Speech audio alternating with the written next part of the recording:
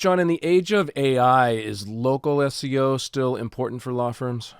Yeah, more important than ever, really, because it's very bottom of the funnel. When people are searching now, often, that basic AI answers are kind of cluttering up the results. But when they're looking locally, you see the map listings. Robbie Stein, the VP of Google Search, I just saw this morning a cool interview with him, and he was saying, you know, they're using Google Business Profile as data points. So the AI is looking at your Google Business Profile for lots of information about you. So you got to fill it out and have that together, or you're really hurting your chances of coming up in AI. So, how has the Google Business Profile's role changed from, what used to be maybe a simple listing of your business with its address and phone number, and maybe a few pictures, to a primary answer source for Google's AI? It's kind of like your source of trust, especially in like your money or your life categories like law and finance. Um, if you don't look trustworthy, like a good contact page on your website, a picture of your building, a real address, a full Google business profile, your just blog content isn't enough to signal trust. So that's one of the big things is it's that source of trust. And why is the actual text inside a client review of your firm now more important to Google's AI than maybe even the 5-star rating itself? So AI is able to look at huge amounts of data points, right? Even Amazon reviews, but they're looking at your Google business profile reviews for the keywords and the sentiment of what's in there. And again, I think Robbie Stein of Google was just talking about that as well. And if you want to see that YouTube video, it's I think Silicon Valley Girl was the woman that interviewed him. It was really really good. Um, but he was saying, you know, it's AI is scanning into not just your profile, but what people are saying in the Google reviews. So if there are keywords in there, for us, for example, when we ask people for reviews, we'd say, you might mention they helped us with AI SEO and our Google rankings went up, as opposed to, I think we have one Google review that's like someone just said like great service. It's like, thanks, right. I love the ones like, yeah, we were really struggling with Google ranking, and McDougall Interactive came in and helped us with our AI SEO, and we went through the roof. Now we're ranking in, Google Gemini and ChatGPT, et cetera. That kind of keyword rich conversation is good. And you really want to reply to those reviews too. And you can put keywords in there. You don't want to spam it. You don't want to be like 1990s SEO about it, but at the same time you don't want to not do that, so it's a matter of like from a practical standpoint paying attention to those things and executing them reasonably and consistently, but again, so don't say, oh, give us a star rating, like 5 star, we just need lots of 5 star, where you say great law firm, no, get more specific down to even the practice area, in the reviews.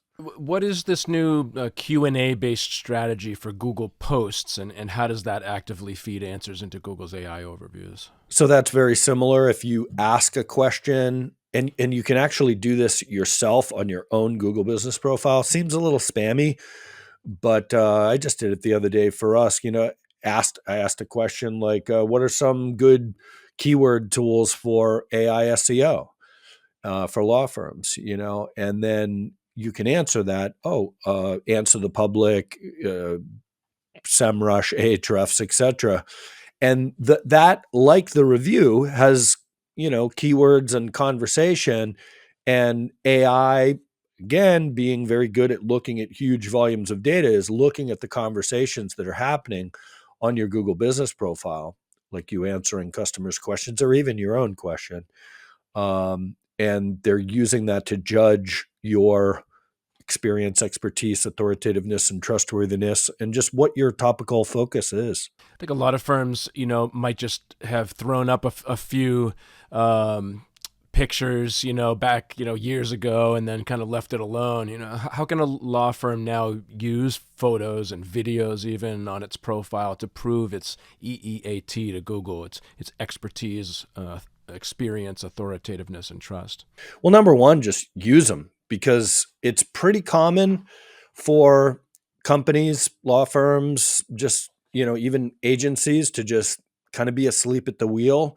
We've done it at times, especially early on. It's like you fill out the Google business profile, and then, it's kind of like a checkbox, like get some consistent name, address, phone number, listings, and fill it out, and then it's easy to want to just kind of move on and, like, focus on blogging and all that. But you really need to take Google business profile much more seriously in this day and age, in my opinion, because if it is this source of trust for AI, then having images, videos, posting regularly on it puts all those keywords and shows your experience, and again, what your topical focus is, to the AI. You're sending a very clear signal to Google with, activity of those in those various formats. And how should a law firm use the products and services sections in the Google Business Profile to dominate searches for its specific,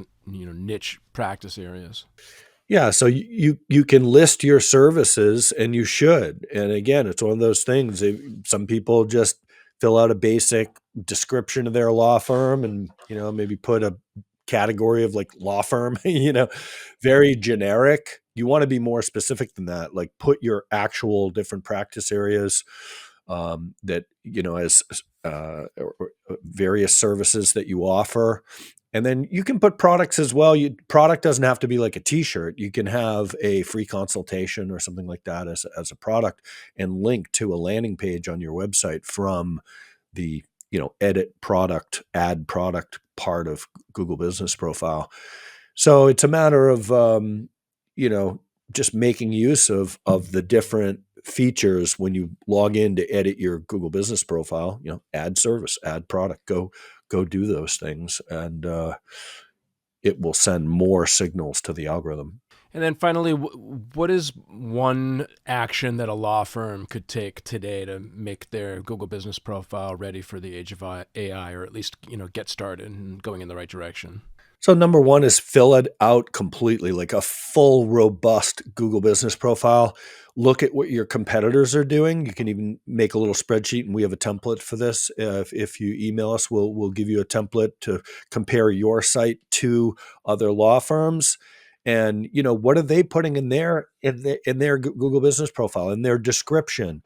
How many service pages do they have, etc. So you want to go and fill it out completely, and then also align it with your website. So Google is looking at the Google business profile as a signal, but then it's looking at your website, especially helpful if you're also linking from your even if it's once a week or once a month if you had to, but once a week posting on Google business profile and linking over to your website, where there should be um, the same services, practice areas that you're mentioning on Google business profile should be on your website, of course, and then connected to an attorney for each of those practice areas. So if you're making a post on Google business profile and linking to a blog post, who wrote that? There should be an author bio, a specific attorney, and that can link to the practice area page